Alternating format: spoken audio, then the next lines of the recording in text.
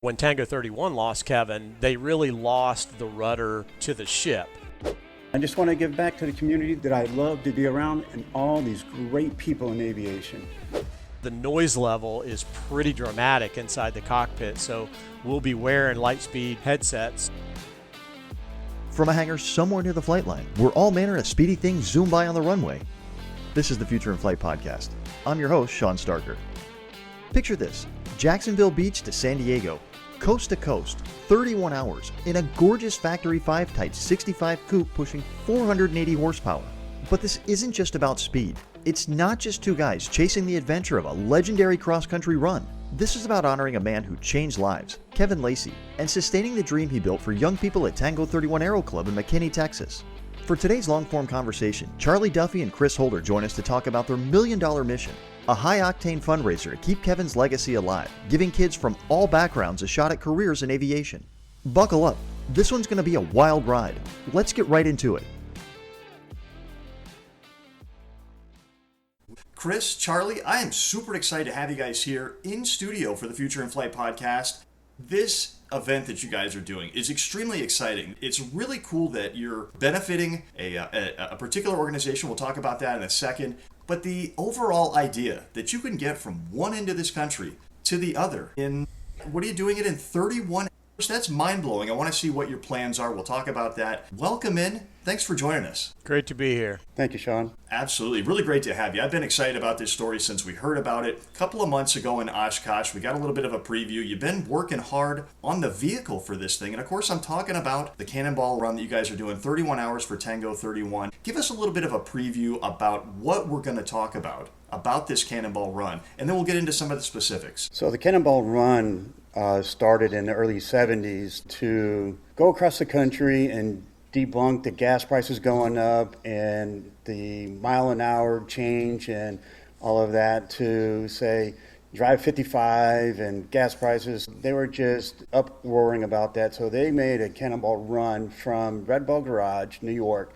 to Redondo Beach, California, and who can do it in the fastest time period. And there's been some movies about it and fun stuff, but the original one is to rebel against the government changing gas prices and speed limits. So that's where it all started. And then, so that's what the original Cannonball Run was about. And then they also made a southern trail or southern route, which is Jacksonville Beach to Dog Beach in San Diego. And that's the run that Chris and I will be running May 1st. So coming up in a Daytona Coupe 65. Give us a little bit of a look into that car. I know you posted it on social media. We're going to give those links here in a little bit.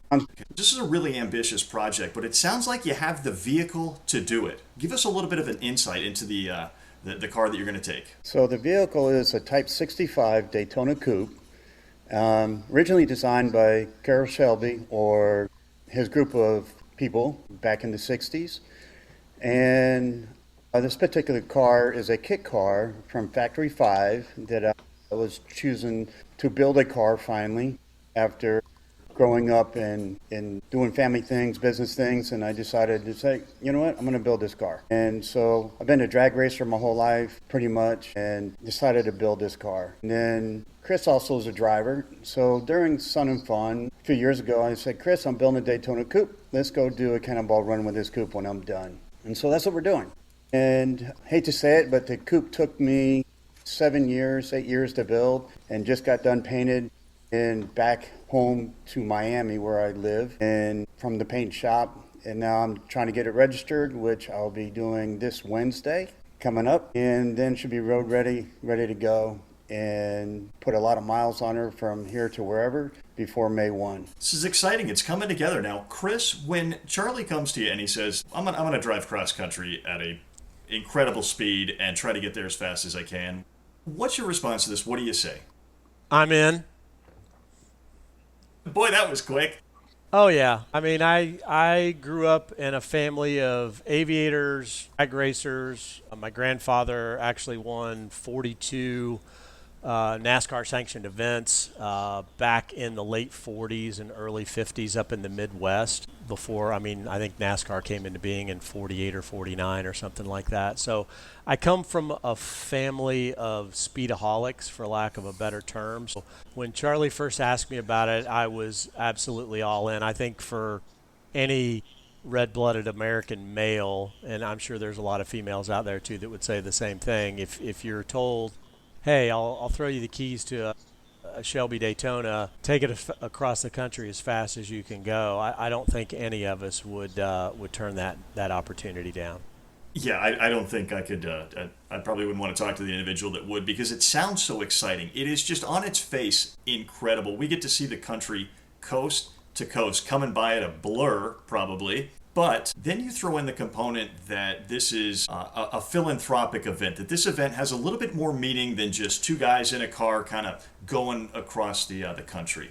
Tell me a little bit about what this is for. Yeah, it really does. So, Charlie and I have been talking about this for a long time, something that we just wanted to do together and have a really good time. And in a parallel universe, I work for Concord Battery Corporation. We manufacture aviation batteries, and that puts me in touch with a lot of different people in my day-to-day, week-to-week, and month-to-month life. And so Concord was a longtime sponsor of the Reno Air Races. We were the official battery for a number of years back in the teens. And I ran into Kevin Lacey around 2013, 2014. For folks who don't know who Kevin is, Kevin was one of the stars of the show Airplane Repo that was on Discovery Channel. I think it ran for 5 or 6 years. And so Kevin and I sort of hooked up just purely on a love of aviation level and being out at the races. And fast forward to 2016, 2017, Kevin told me about a program that he was developing in McKinney, Texas. He had been working with a local high school in McKinney, taking kids, a lot of them from very difficult circumstances, and bringing them over to his hangar. The name of the airfield is Tango 31, which is where the name of the organization came from. And he would basically bring these kids into the hangar, teach them how to work on airplanes, teach them how to fly airplanes. And when I say work on airplanes, I mean they would take airplanes that Kevin, through the weight of his celebrity, he would get Cessna 152s, 172s donated, and he would teach those kids. And he always told me, he never touched the aircraft. He would instruct the kids, but they would tear it down all the way to the bones and rebuild that airplane back completely. Interiors, stringers, control surfaces, the engine, the avionics, the interior. Basically taught them how to do it all. And then they would learn to fly in those aircraft.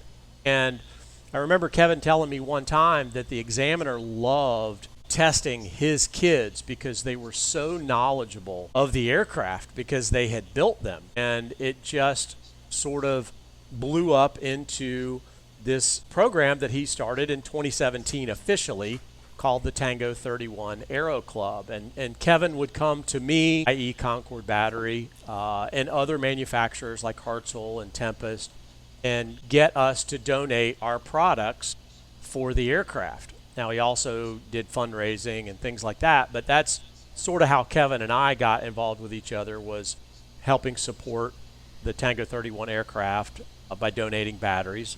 Obviously, you need a battery in an airplane.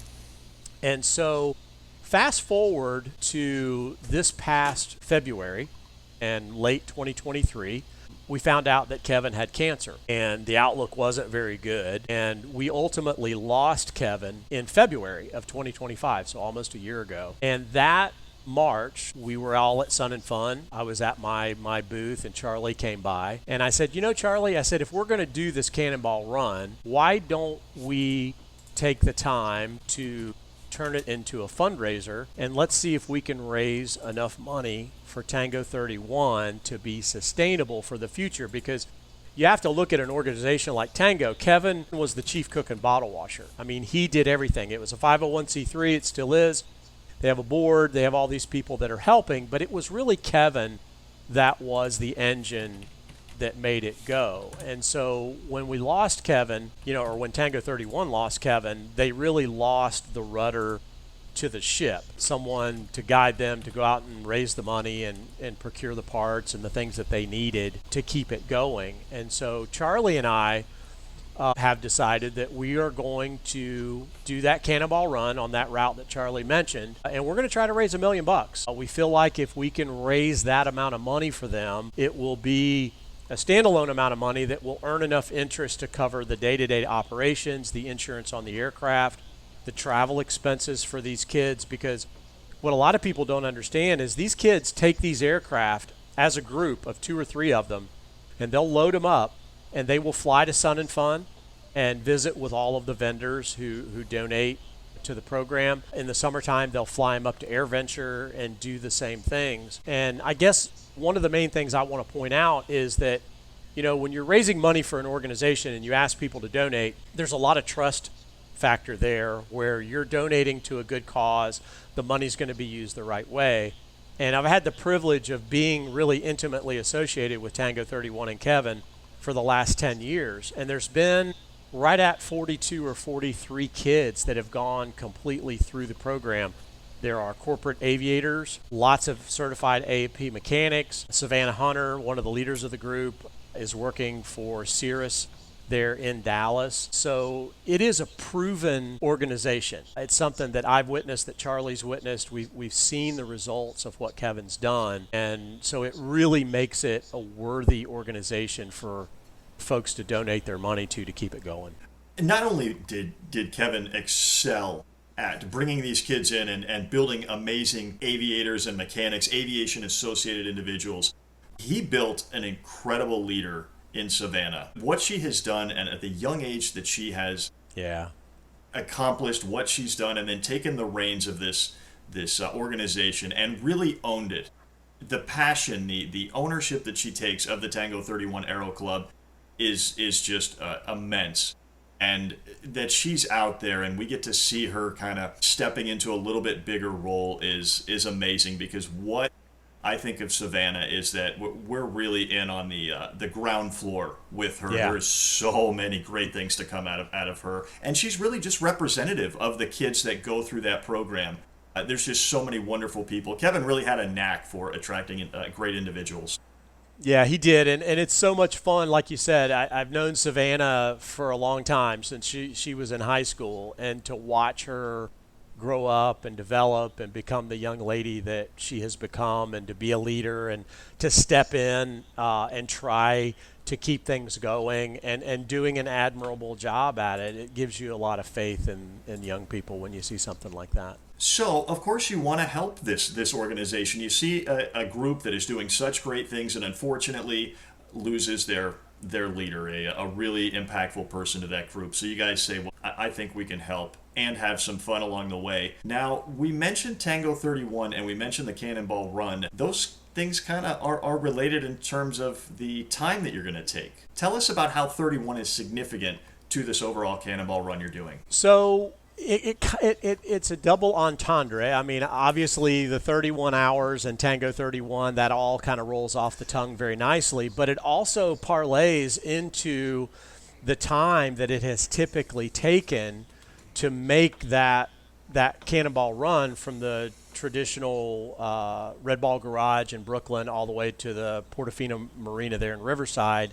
And for years, pre-COVID, the record was right around 31 hours. And if you go back to March of 2020 when COVID hit, from that point in time, I think up until the midsummer, the Cannonball record was broken innumerable times. Now, I honestly, I think it was 4 or 5 different times. Yep, but within about 5 months, they had reduced the record time from 31 hours and change to just a shade under 25 hours. Goodness. And the pragmatic reason for that was during that stretch of time, there was nobody on the road. I mean, if you remember what it was like in the spring of 2020, we were all sitting at our house and finishing Netflix and watching the news to see how things were going, because there was nothing else to do. But the one thing, commerce had basically, for the most part, had shut down. The trucks were off the road. Everybody was off the road. Nobody was traveling like I do for business, for Concord. And so the roads were wide open.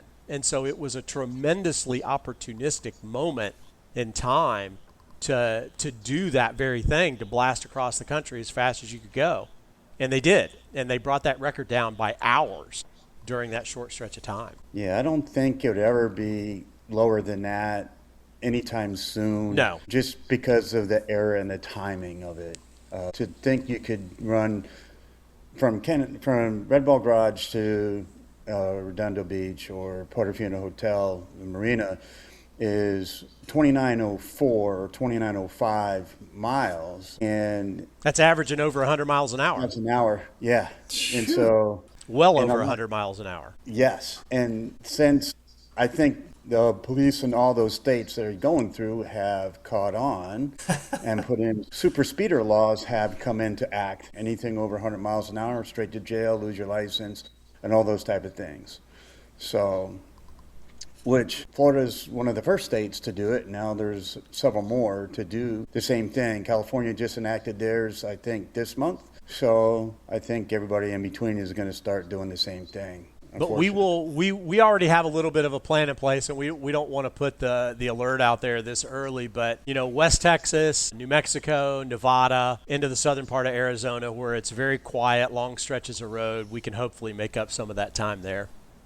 Getting a little insight into the strategy, which normally... Little inside baseball. Oh, man, that's exciting. So, Charlie, tell us a little bit about why you selected to build this car. Why this particular model? I've always liked this style of the short rear end, long front nose type cars. In my other years, I owned a 240Z, enjoyed driving it. I think personally they handle a lot better. We both love the Ferrari 250. Yeah, the GT 250 Ferrari is a beautiful car.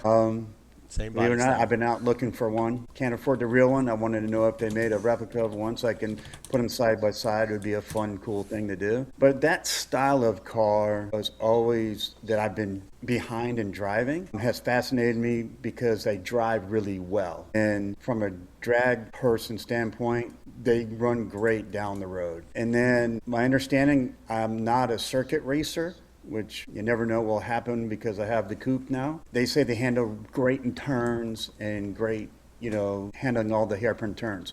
So that's yet to be seen. There's a group called Aero Racing down here in Miami that races once every 2 months down at the Homestead track. And they have test and tune days, so I might just go buzz around the track and have some fun, non-competitively. And so that's one of the major reasons I picked that car is the style, the look, and it fits my driving style. And it's a beautiful car. You mentioned the Yes. Ferrari 250 GT, and one of the big problems with that is, of course, anybody that's ever seen Ferris Bueller knows is that the miles don't come off in reverse. That's right. No, they don't. That's right. Yeah, darn shame. But the good thing you guys are driving in forward. Let's take a quick break from this great conversation to hear from one of our awesome sponsors. If you're anything like us, you understand the value of gear that works as hard as you do, from pre-flight checks to cross-country legs. That's why you've got to check out Bullbag, the ballistic utility lightweight bag built for life on the go. Whether you're heading to the hangar, hitting the gym, or exploring the backcountry, Bullbag blends versatility, secure organization, and rugged good looks that fit every mission. What makes it even cooler? Every professional series Bullbag is proudly made in the USA.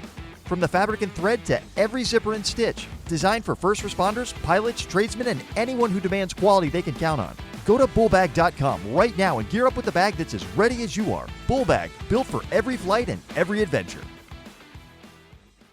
And now, back to the conversation. So let's talk a little bit about the promotion of the event. Obviously, you're doing the event. You got to get the word out. So you're dropping some really cool stuff on social media, making some big announcements today, I think, that we heard a little bit, a teaser of that. Tell us what you have coming out. Tell us what we can look forward to. And then most importantly, where can we find that? So Concord Battery is where you're going to see all of the original posts. So Instagram, Facebook, LinkedIn, YouTube, those will all be on Concord's pages, and you'll be able to see those there. We've got a lot of collaborators. Michelin Tire is one of our sponsors. Lightspeed Headsets is one of our sponsors. And, of course, Concord Battery is one of our sponsors as well. So we're going to collaborate with them on these posts, and you'll be able to see those posts on their pages as well. But primarily it will all drop today.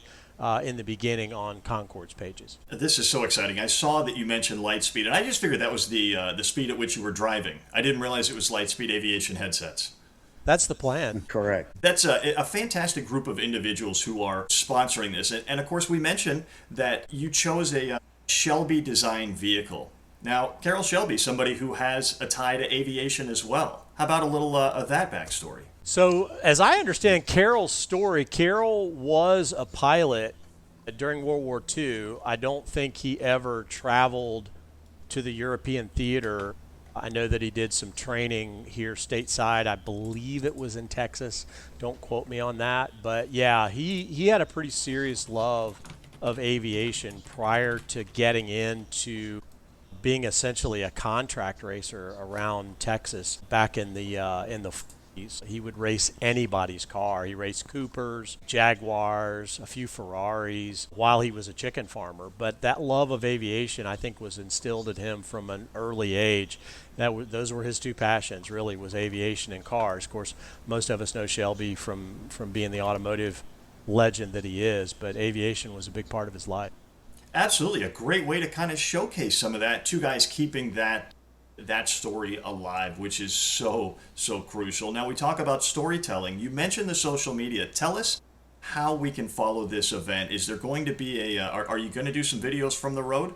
We are. So that's still a little bit in the works. We're debating live streaming inside the car.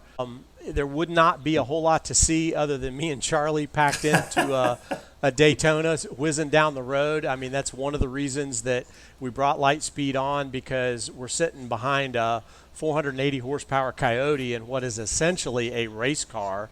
So the noise level is pretty dramatic inside the cockpit. So we'll be wearing Lightspeed headsets for the entire run just so we can communicate with each other. Yeah. That's so exciting. I didn't realize that. Did you say 400? Yes. Yep. Horsepower. The car weighs 2,740 pounds with 425 pounds of torque at the rear wheel. Man, I bet the downforce is just brilliant. Yeah, it is. And the faster you go, the better it gets. Better it gets due to But the whale tail. We will definitely be doing, at the very least, we'll be doing daily posts and perhaps even a couple of posts a day to keep folks up to speed as in real time as we can reasonably do with how it's going. One of the plans that we have is we are going to stop in McKinney, Texas at Tango 31 at the hangar. We're going to meet with the kids for a few minutes, and the tentative plan right now is for the kids to jump in the airplanes and chase us the rest of the way across Texas. So that'll be a lot of fun. Absolutely. That's so exciting. That's something that we'll definitely look forward to. Just fun for everybody around. And this whole project is fun, although there's a pretty serious mission of raising the money and getting this club sort of in a financially great place so they can keep producing these leaders and these aviation individuals. Tell us, if somebody is they see your teaser video or they hear this podcast and they're like, I kind of want to contribute to this. Is there a way that they can do that? Yes, most definitely. So what you're going to see in every post that we do is there will be a link. We're using Duffie because they allow Tango to keep more of their money than some of the other donation platforms that are out there. So there will be a link that will take you to the donation page for Tango 31 on Duffie. And it's very, very simple and straightforward in how you donate there. But you'll see that link in every single post that we do. The link will also be on Concord Batteries page as well, but you will definitely see that on every post that we do. It'll be on probably Chris's personal page, my personal page as well. Fantastic. Now, tell us a little bit about some of the advanced messaging that you've got from this. I know that you've told some key people, you've got some key sponsors. What is the overall feeling? What's the messaging that you have received? Have you gotten some good support message for this? It's been pretty overwhelming, to be honest with you. I'm on the board of ADMA, which is the Association of Distributors and Manufacturers. And we meet every year somewhere around the United States and talk about what happened this year and what's going to happen next year. And I was given the opportunity to stand up and talk to pretty much the leaders in the aircraft parts manufacturing and distribution business during a dinner one night. And it's not just U.S. companies, it's global companies as well. And the feedback that I got after the talk, we garnered probably north of 70,000 $100,000 of commitments of donations that different companies were going to make to the cause. So it really has been nothing but an overwhelming positive feedback that we've gotten. And I think a big part of that is a lot of those companies knew Kevin, and they knew about Tango 31. I mean, if you're the aviation community is very, very, very small, Shawn, as you well know. And everybody knew Kevin, and everybody pretty much knew about Tango 31 and how great of a project it was that Kevin was leading up. And so when people started hearing what Charlie and I were going to do, like I said, the response has been really, really positive. Kevin just made a mark on so many folks. Was unfortunate not to have met him. He did work for Sun and Fun Radio prior to my time getting there, and the stories that I hear coming out of Sun and Fun Radio about his generosity, his just overall way that he interacted with people was legendary. So the fact that people are jumping on board speaks a lot to that. Let's talk a little bit about the logistics of this event. Let's talk about fuel stops. What do you pack? How does this go down? I mean, get into the nitty-gritty with us. All right, we're not allowed to bring anything. Charlie, you do it.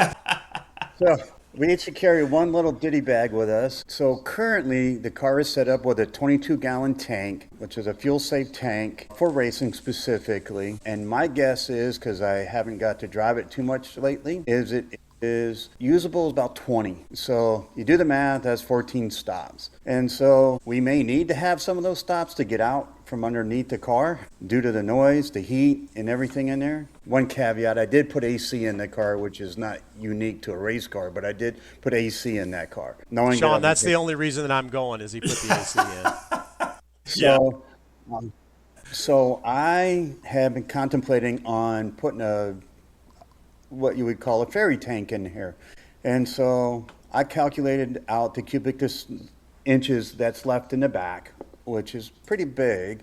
And if you do the calculations, I think I can stuff another 50 gallons of fuel in the back. So again, a lot of people may not know my name personally, but my background was a founder of CJ Aviation, which is a fuel pump company. And so I have the ability to route fuel where I need to go and put it places, but there's a big safety factor there to keep, if something did go wrong with the fuel cell, how do we keep the fuel away from us in the cabin? So the separation behind the roll bars and the seats, we might need to put up a plexiglass or some fire shielding to keep us protected if something did go wrong. And so we're still contemplating on that and the ease and figuring that we could get maybe 200 miles per tank currently. So I won't know until I get to put a lot of miles on the car if that's all we can be able to stand is 200 miles in the car. Or Shawn, what you have to realize is Charlie's 62 and I'm 59, and if we push 70 gallons of fuel in that thing, we're going to have to wear diapers.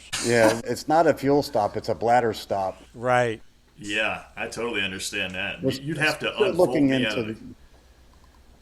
Yeah. Yeah. Well, goodness, at my age with my back is crying just hearing what you're having to say going 200 miles. But well, it's funny you said that about the seats. The original seats were Kirky race seats with the head restraints and everything for racing a car. That was in there. And my wife and I took a 4-week trip up to the Northeast this fall, and we stopped by Factory 5 to see what was going on, and she jumped in the Coupe, the 30th anniversary Coupe, and said, Charlie, you need to buy these seats and put them in your car because I'm not driving that car with your current seats. So I went and spent the money and put these beautiful leather-stitched comfy seats in the car now. So I'm kind of glad she suggested to do that because they do feel a lot nicer than the original seats I had in there. Me too.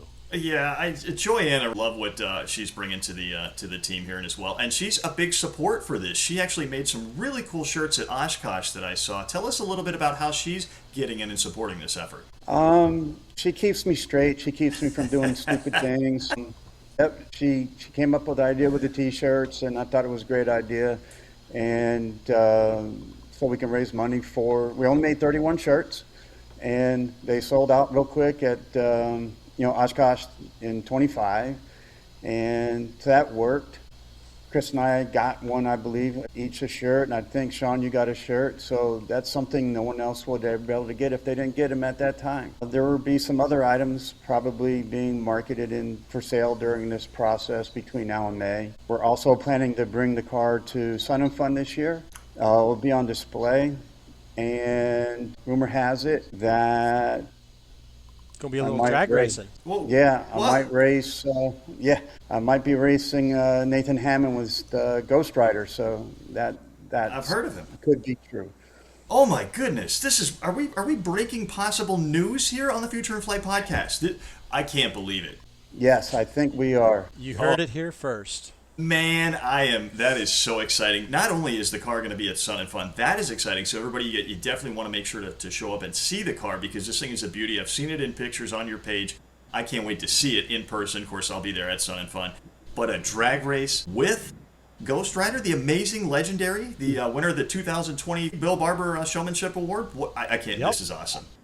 Absolutely. Yeah.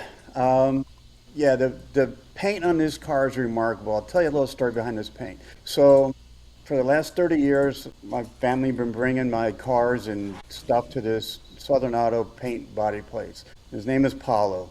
He retired and sold his company, moved up to Melbourne, Florida. And I thought I was going to be good enough to do the body work and paint myself, but I overstepped my boundaries. I'm a mechanical guy. And so I reached out to him, and he goes, "Charlie, I'm retired." And I said, "No, you're not. You're gonna paint one more car." And he goes, "Nah." So I sent him the picture of the car.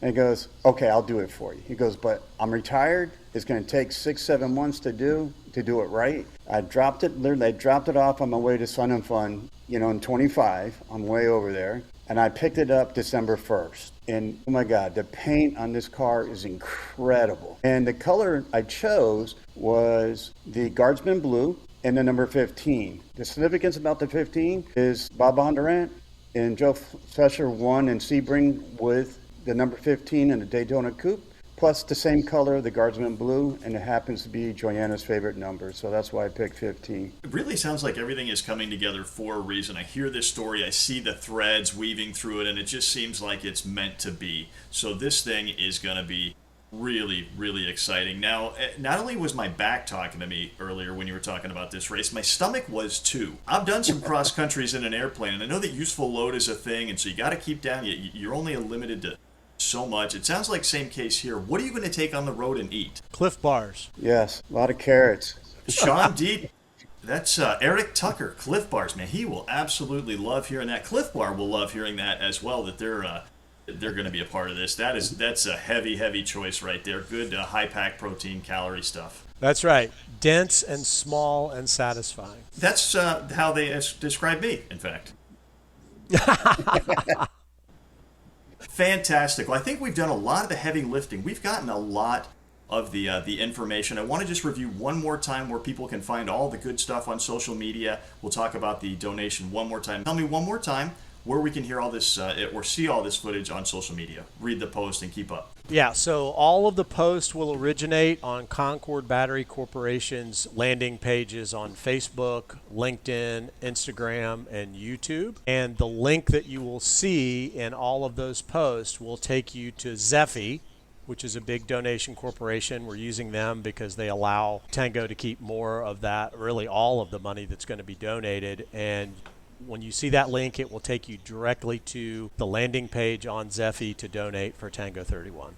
So this is so exciting. I'm really looking forward to the kickoff and the video coming out today. I've heard so much about it, but now it seems to be getting real. It's coming up on us. Are you guys feeling like this is it's really right around the corner? Well, if you're on your podcast, it's as real as it gets, my brother. Yeah. I'll be using that for a soundbite just about for in perpetuity. So set up a thing I can send you some royalties, Chris. That was beautiful. No worries at all. Speaking of beautiful, you guys are absolutely beautiful souls for doing what you're doing for Tango 31. I know that you're excited about this. Give us one final message about this this excitement from you. Tell us about what it means to you to be doing this. Well, for me, this marks my 46th year in the aviation business. And when my company, owned the company I'm founder, Aviation, for 34 years, 33. And I just want to give back to the community that, that I love to do and be around, and all these great people in aviation. Yeah, it's very much the same for me. I mean, one of the biggest talking points that we have in our country today is the generation of youth that's coming up behind us, and they're struggling for a lot of different reasons. And to see a man like Kevin Lacey, who became famous, earned plenty of money, and he decided in his later years to take his time, money, and efforts to show kids a dream that they didn't know existed, and then to prove that he could do it with these 42 plus kids that he's brought through this program and made them productive, happy members of our society.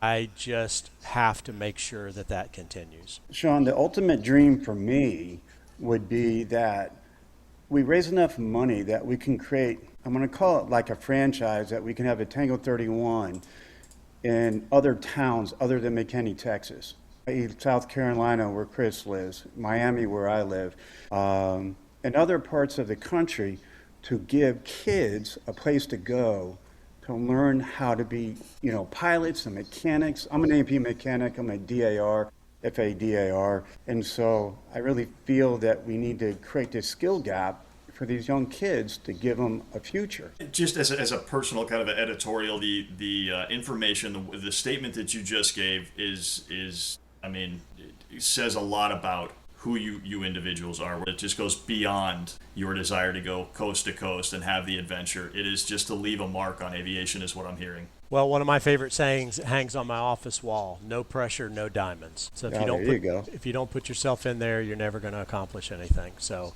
we might fall flat on our face, but we might succeed beyond our wildest dreams. But if you don't try, you never know. And I'm talking to two diamonds right here. So I thank you, gentlemen, so much for all of the information that you've given and for the heartfelt answers, for really getting kind of deep and showing us what this Cannonball Run is about. Not just a coast-to-coast adventure, although it is going to be that, and I can't wait to follow along, but the much bigger picture to it. I just want to thank you guys so much for joining us on the Future in Flight podcast. If anybody wants to reach out to you, gentlemen, and just maybe say hello, connect with you, how can they do that? Well, I mean, for me, I have a Facebook page, I have a LinkedIn page, Christopher Holder, so you can find me on those platforms very easily. Mine is Duffie Charlie for Instagram, and then Facebook, I believe it's Charles P. Duffie. Just an incredible opportunity to talk to some incredible individuals doing some incredible things inside of aviation. I tell you what, it's an industry where the boundaries are always pushed and where the best and brightest show up.